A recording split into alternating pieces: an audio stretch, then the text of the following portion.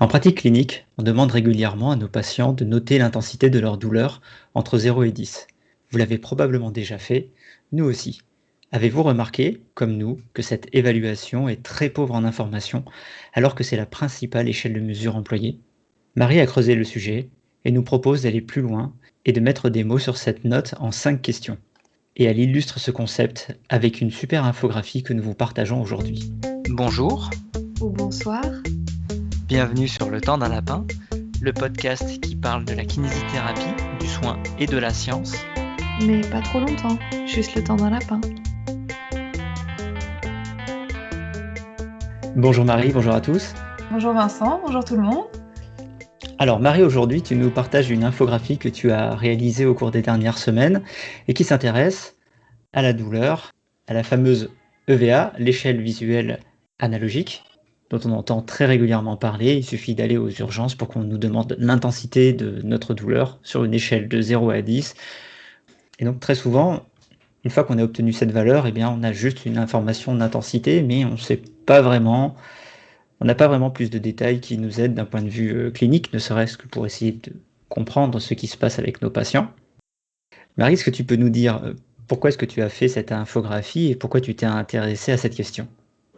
Bien sûr, cette infographie, elle s'intitule Des mots sur la douleur et l'objectif, c'est de mieux se comprendre en 5 questions. Alors d'abord, j'en avais marre de baver sur les infographies de Kinéfact et j'ai voulu essayer d'en faire une moi-même. Et puis aussi, j'avais envie d'un support qui puisse aider les gens qui subissent des douleurs, mais aussi toutes les personnes qui gravitent autour de ces personnes, donc leurs proches, leurs soignants, leurs collègues de travail, enfin vraiment toutes les personnes autour des personnes douloureuses, à pouvoir mieux communiquer pour mieux se comprendre. On a une échelle aujourd'hui, l'échelle visuelle analogique, EVA ou échelle numérique EN, qui va nous permettre d'évaluer une douleur sur une échelle graduée de 0 à 10, qui a été beaucoup étudiée, qui a priori est une référence en la matière, qui est beaucoup utilisée notamment dans les services hospitaliers, qui est aussi parfois utilisée en libéral, et qui consiste à donner une note à la douleur entre 0 et 10, 0 étant je n'ai pas mal, 10 étant la pire douleur imaginable. A priori, sur le versant scientifique, c'est une échelle qui aurait l'air d'avoir fait ses preuves. Sur le versant, je dirais, représentation, c'est parfois pas évident de se rendre compte de ce que ça signifie pour une personne, 5, 6, 7 sur 10, en termes de vécu douloureux, en termes de handicap occasionné et en termes de conséquences sur le quotidien. L'idée, c'est qu'on en a déjà parlé ici. En fait, il y a un phénomène chez les patients douloureux chroniques qu'on appelle la légitimisation sociale qui pose souci. C'est que ce sont souvent des gens qui souffrent de ne pas être entendus, de ne pas être compris ou d'avoir l'impression qu'on n'a pas entendu leur douleur. Et parfois, des personnes qui peuvent être stressées à l'idée de si je dis un chiffre trop élevé, on risque de me donner des médicaments trop forts, je n'en veux pas. Mais si je donne un chiffre trop bas, on risque de négliger ma douleur. Et des gens qui peuvent être perdus en fait dans cette évaluation. Moi, je trouve qu'on peut aussi, pour favoriser cette légitimisation sociale, entraîner les gens ou s'entraîner à entendre ou à dire la douleur autrement ou en plus que d'une note de 0 à 10 par rapport à des situations simples. Ce qui me paraît d'autant plus pertinent qu'on a quand même montré que le personnel soignant a facilement tendance à sous-estimer l'intensité de la douleur quand on est une femme ou quand on est d'une origine ethnique différente.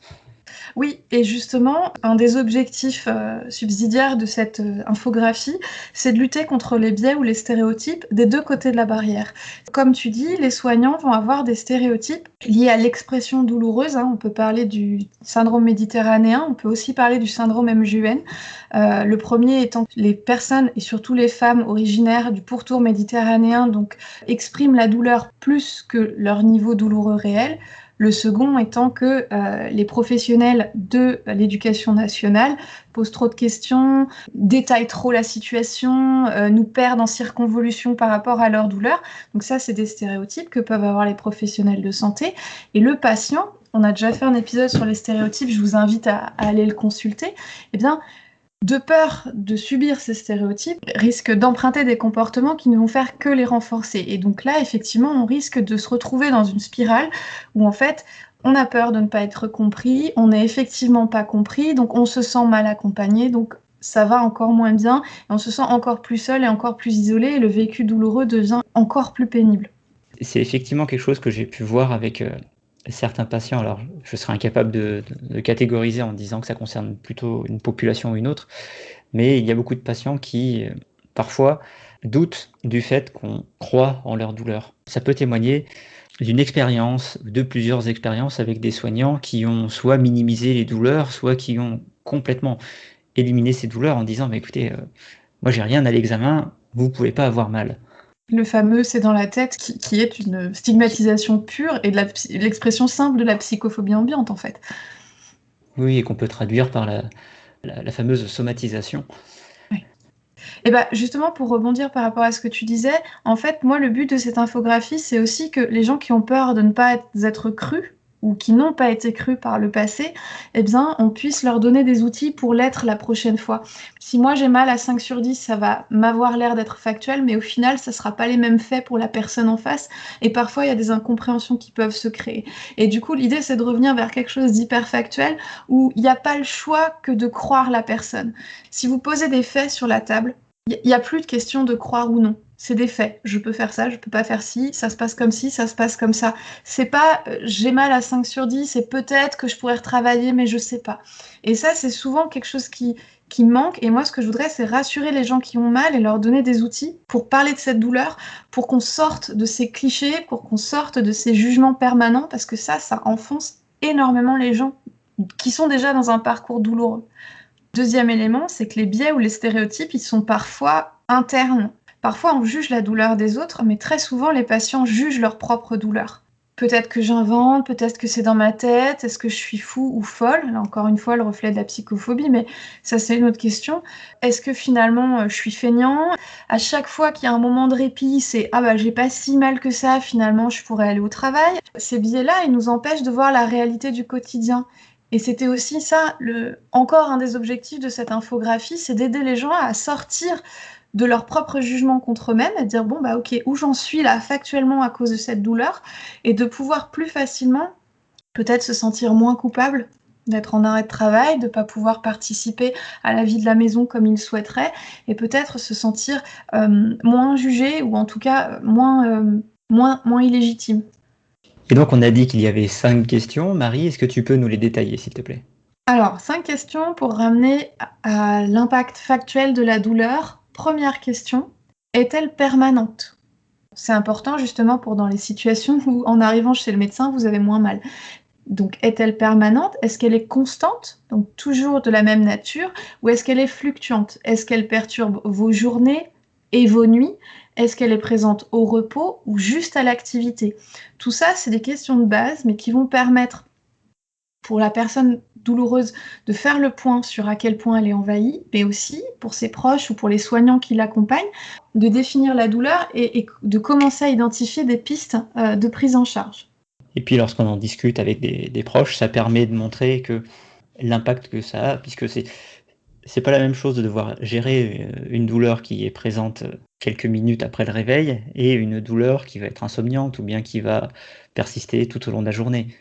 Déjà là, on a un outil pour montrer l'impact de la problématique sur la vie de tous les jours. Et sans possibilité de jugement. Elle est permanente, point. Ok, donc j'ai mal tout le temps. Deuxième question, qu'est-ce que je ne peux plus faire ou pas comme avant? L'idée, ça va être de lister toutes les activités perturbées. Toutes les activités de la vie de la personne comptent. Tout ce qui est perturbé compte. Et dans la perturbation, il y a un biais, moi je trouve, qui est que les gens vont penser à des choses importantes comme travailler, je sais pas, faire à manger, mais en fait, tout est important. C'est-à-dire dormir, se tenir debout, rester concentré, jouer, s'amuser, les sports les plus improbables, les sports que vous aimez en fait, c'est ça qui est important. Effectivement, si vous n'aimez pas les sports de glisse ou d'eau, savoir que vous n'êtes pas en capacité de faire du kitesurf, ça n'apportera rien à personne. Par contre, si le kitesurf c'est un point important pour vous, c'est important qu'on le sache, parce que justement c'est ça qui va permettre d'imaginer à quel point cette douleur elle vous envahit, à quel point elle perturbe les choses qui comptent. Il ne faut pas hésiter à prendre le temps pour la personne qui souffre ou pour le soignant ou pour ses proches, de dire ok, qu'est-ce qui manque dans la vie de tous les jours? Et parfois, il y a des gens pour qui certaines tâches sont essentielles. Se laver les cheveux, par exemple, je suis désolée, c'est pas pareil selon la coiffure que vous avez habituellement, selon la longueur de cheveux. Ça peut être pénible pour certains et pas pour d'autres, mais il y a des gens pour qui ça va être extrêmement problématique d'avoir du mal à se laver les cheveux. Et ça, c'est des choses qui donnent aux personnes qui entourent la personne douloureuse une meilleure idée de l'impact de la douleur. Parce que non seulement, elle a mal tout le temps, elle n'arrive pas à se laver les cheveux, elle n'arrive pas à s'habiller, elle n'arrive pas à tenir un saladier, elle n'arrive pas à tenir le volant de sa voiture. Ça doit pas être facile en fait. Et comme souvent on n'arrive pas à faire ce chemin-là, ça doit pas être facile d'emblée parce qu'il y a toujours ce côté un peu jugeant, et là on arrivera plus facilement peut-être à le faire. Troisième question, directement liée à la précédente, côté endurance, ça donne quoi? Ce que j'arrive à faire, est-ce que je peux le faire 1 fois, 10 fois? Est-ce que je peux le faire 5 minutes, 1 heure? Quand j'ai fait une activité, en choisissant une de celles qui comptent, est-ce que j'ai besoin de repos? Est-ce que ce repos, j'ai besoin de le prendre assis, allongé? Est-ce qu'il doit durer 1 heure, 1 nuit, 24 heures? Il faut quantifier. Et c'est beaucoup plus intéressant pour moi de quantifier sur une journée, une semaine, la quantité d'activité possible et la quantité de repos nécessaire que de poser un chiffre 9 sur 10, 8 sur 10, qui n'aura pas forcément de sens par rapport à l'instant présent, 1 heure plus tôt, 2 jours plus tôt.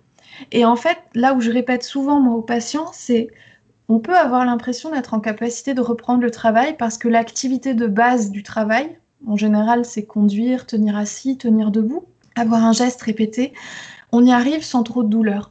Mais en fait, parfois, on y arrive sans trop de douleur parce que dans le quotidien, en arrêt de travail, on ne fait pas ce genre de geste 8 heures d'affilée, 5 jours par semaine. Et là, parfois, il y a un gouffre où c'est un peu difficile à décrire, de dire, en fait, peut-être que je pourrais reprendre le travail, puisque le geste, j'arrive à le faire.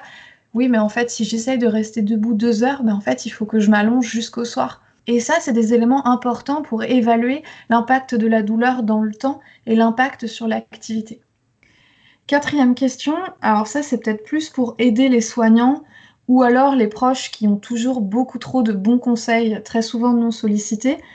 Qu'est-ce qui vous aide? Est-ce qu'aujourd'hui, il y a des choses qui soulagent la douleur? Est-ce que ça la soulage quelques minutes, quelques heures ou quelques jours? On n'utilisera pas un élément qui fait du bien de la même manière s'il a un effet à court terme, moyen terme ou long terme. Ça, c'est important pour les professionnels de santé. Est-ce qu'il y a des choses qui aggravent cette douleur? Et quel type de traitement et sur quelle durée ont déjà été tentés? Pour prévenir les conseils non sollicités, ça peut être intéressant de dire j'ai essayé ça, ça et ça n'a pas marché, ou là ça a été pire, ça m'a fait plus de mal que de bien. Ça peut permettre à la personne en face d'avoir une meilleure idée du chemin que vous avez déjà eu, et peut-être de faire le saut entre, plutôt que de donner un conseil sollicité, vous demander comment est-ce que je pourrais t'aider, puisque tu as déjà essayé beaucoup de choses.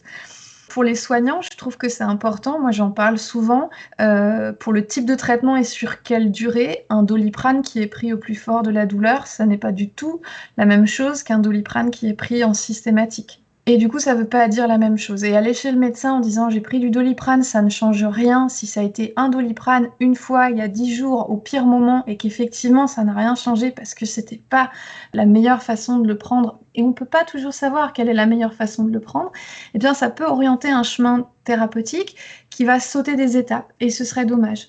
C'est vrai que cette façon dont tu expliques l'utilisation du Doliprane, elle me paraît super pertinente parce que on voit très régulièrement des patients qui se disent en échec de traitement antalgique, alors que peut-être leur prise d'antalgique n'a pas été optimale. Peut-être qu'ils ont aussi besoin qu'on les aide à prendre du recul par rapport à cet épisode douloureux-là, en leur expliquant qu'effectivement, ils étaient au plus fort de leur douleur, ils ont pris le médicament et ça n'a pas enlevé la douleur. Et c'est aussi une attente que beaucoup de personnes ont, c'est que l'antalgique enlève toute la douleur, alors que finalement, ça n'est pas possible compte tenu des aspects psychosociaux de la douleur, elle ne peut pas disparaître complètement dans ces circonstances-là.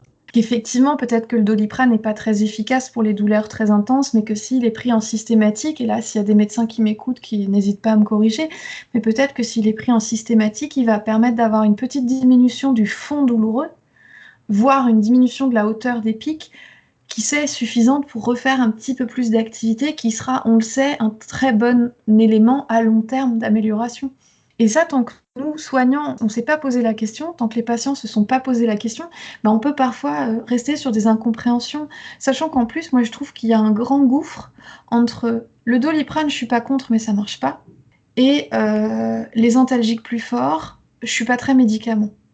Et j'ai l'impression qu'on est toujours dans une espèce d'impasse avec des gens qui ont essayé un Doliprane il y a longtemps et qui n'ont pas vu d'effet, peut-être simplement parce qu'il aurait fallu le prendre sur la durée et pas sur le moment.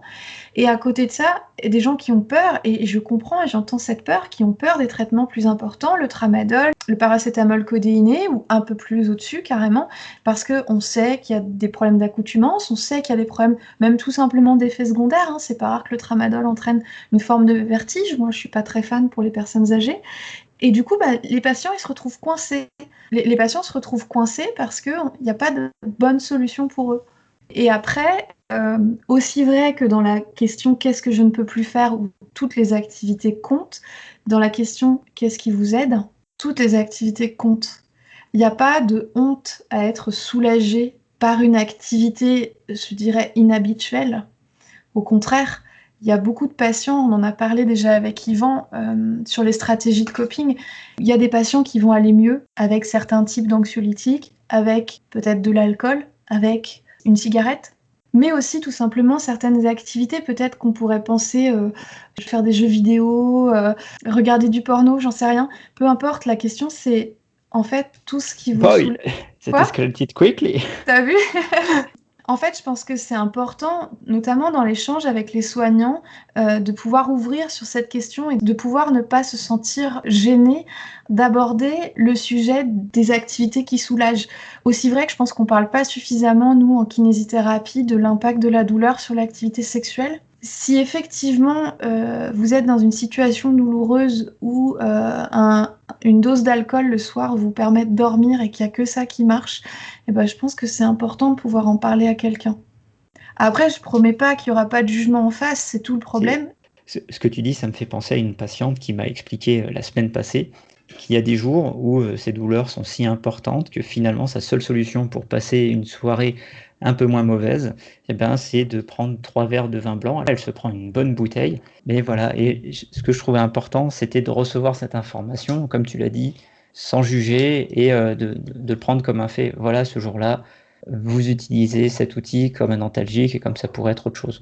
Oui, et puis je pense que c'est important dans notre stratégie d'aide et de soutien par rapport à la douleur. Ne serait-ce que parce qu'il ne faudrait pas que cette personne, on minimise sa douleur en se disant qu'elle gère, alors que finalement, elle a une stratégie de coping passive, elle fait ce qu'elle peut, et qui malheureusement mériterait peut-être qu'on discute à savoir si on peut lui proposer autre chose. C'est un petit peu, là je dis ça dans une stratégie un peu de maîtrise et de contrôle du risque, on devrait pouvoir, parce que clairement je pense que c'est beaucoup plus fréquent que ce qu'on imagine, dans les questions liées à la douleur, on devrait pouvoir sortir de la question il faut pas boire, il faut pas prendre de cannabis, il faut pas fumer, etc. Est-ce que vous faites l'usage de l'alcool ou éventuellement du cannabis pour vous aider sur cette douleur, pour dire ok, j'ai entendu, du coup, est-ce que je peux vous aider? Est-ce que vous avez les informations dont vous avez besoin par rapport à cette consommation-là? Et d'ailleurs, la patiente dont je vous ai parlé, elle a reçu exactement ce type d'injonction. Arrêtez de fumer tout de suite, arrêtez de boire, il faut que vous ayez une hygiène de vie irréprochable. Alors que dans le contexte personnel de la patiente, c'était absolument pas adapté. C'était une patiente qui avait des choses beaucoup plus graves à gérer sur le moment que de se dire je vais essayer de changer ma stratégie de coping qui fonctionne, alors que Alors que c'est le désastre en ce moment dans ma vie et que on sait tous que par rapport à la consommation d'alcool ou la consommation de tabac, il y a aussi une grosse injonction à arrêter sur la volonté et que malheureusement c'est pas comme ça que ça marche dans la plupart des cas et que finalement il faut un accompagnement et il faut que le moment soit propice. Et donc j'imagine que des gens qui sont chez toi, donc dans des situations douloureuses, aiguës, importantes, on va les accompagner dans le sevrage, mais peut-être progressivement et pas avec des injonctions dans ce goût-là. Et donc tout ça, ça nous amène à la dernière question. Qu'est-ce que ça change à ma vie? Cette question, je me répète parce qu'en fait, je vais vous dire qu'elle est fondamentale, mais je les trouve toutes fondamentales. Moi, je prêche pour ma paroisse. Dans une situation douloureuse, il y a la douleur et il y a le vécu.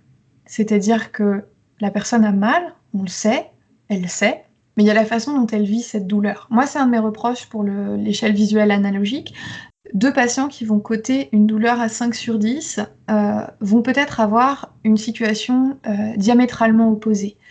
À l'inverse, je suis certaine qu'on a des patients qui vont être beaucoup plus handicapés par une douleur à 3 sur 10 que d'autres par une douleur à 7. Tout simplement parce que, comme on l'a déjà vu, selon les activités qui sont perturbées, ça va pas avoir le même impact sur leurs activités de tous les jours, mais aussi sur ce que ça va changer dans leur vie. La douleur, c'est épuisant. Il y aura toujours des exemples de gens qui s'en sortent très bien et pour qui ça se passe toujours très bien, et c'est des gens qu'on a envie de clouer au mur parce que c'est pénible. Après, dans la plupart des cas, c'est pas comme ça que ça fonctionne.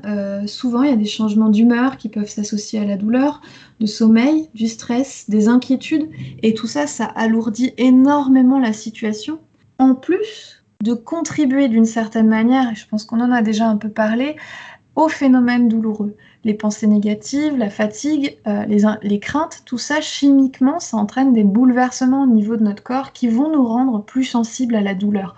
Le fameux « c'est dans la tête », celui qui est scientifique et celui qui n'est pas jugeant, il est là. C'est-à-dire que quand le contexte est compliqué, eh bien la douleur, c'est un peu la double peine, risque d'être plus forte.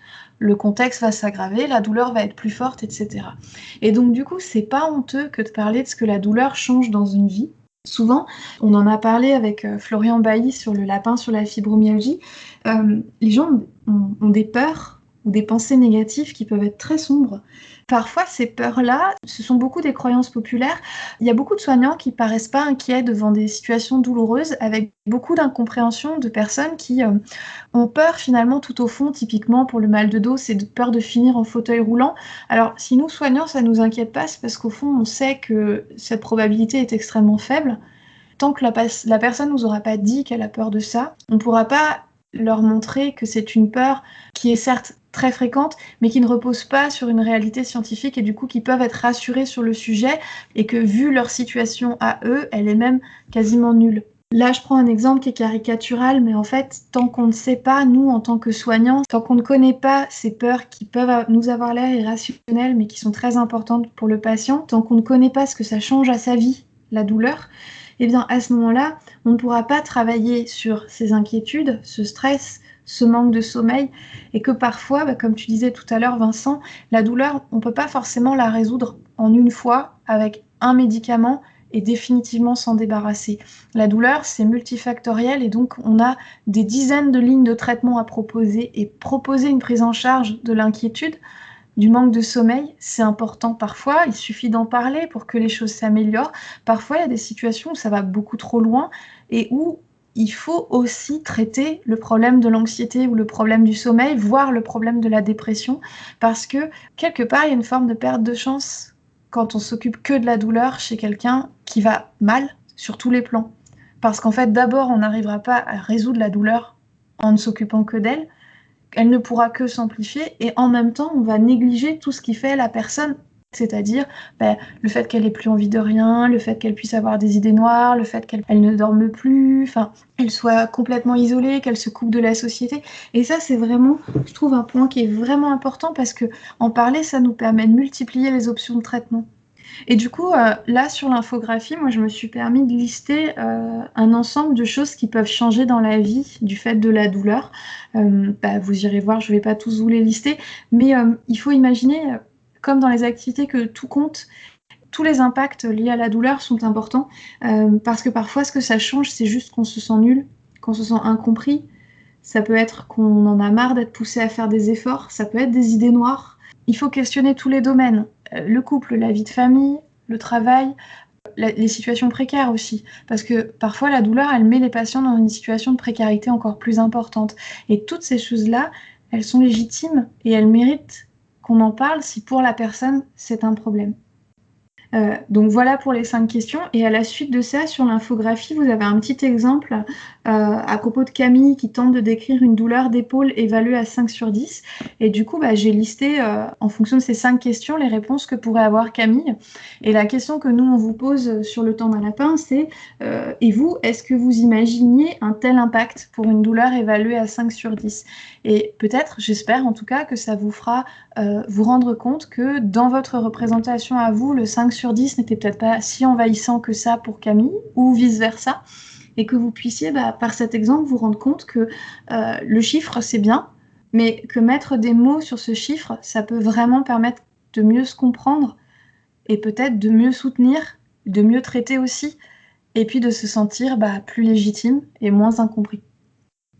Est-ce que tu penses que que l'infographie que tu proposes pourrait être complémentaire à une PSFS, la fameuse échelle, le fameux couteau suisse des échelles de mesure dont on a déjà discuté ici avec Benjamin Eng? Je pense que quelque part, au fond, elle est un peu inspirée de ça. Donc la PSFS, je vous le rappelle, c'est de lister jusqu'à 5 activités qui sont importantes pour la personne et du coup d'évaluer entre 0 et 100. 0, je peux pas faire, 100%, je fais comme avant. Où est-ce que le patient en est? Alors, moi, la PSFS, c'est quelque chose que j'ai utilisé régulièrement.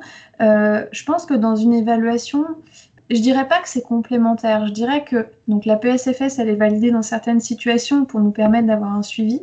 Je dirais que l'infographie, elle est plutôt, pour moi, pour le soignant, un moyen de recentrer les choses quand on a du mal à comprendre la personne. Je le vois pas formalisé, en fait. Je le vois comme une aide pour le patient qui a peur de pas être compris, pour les gens qui sont proches du patient et qui ont envie de mieux comprendre leurs proches. Et puis pour nous, un moment de dire si on perd le fil, parce que ça arrive dans certains suivis qui peuvent être un peu longs, de se reposer à nouveau et de dire bon, on refait le point là. Est-ce qu'elle est permanente? Qu'est-ce que je ne peux pas faire? Et je pense que là, on aurait des surprises. Après, en complément, en bilan, je ne sais pas. Je vois plus ça comme un moyen d'améliorer notre anamnèse initiale, donc l'échange qu'on va avoir avec le patient au début, que comme un complément de bilan. Eh bien, merci Marie. Je trouve que c'est un outil qui est très intéressant, qui pourra probablement aider à la fois les soignants et les patients à mieux communiquer. Si vous nous avez écoutés et que vous avez des remarques à faire, n'hésitez pas à nous les faire remonter, que ce soit sur le blog, sur Twitter ou par les réseaux sociaux. En tout cas, on vous remercie de nous avoir écoutés et on vous dit à très bientôt sur le temps dans la lapin.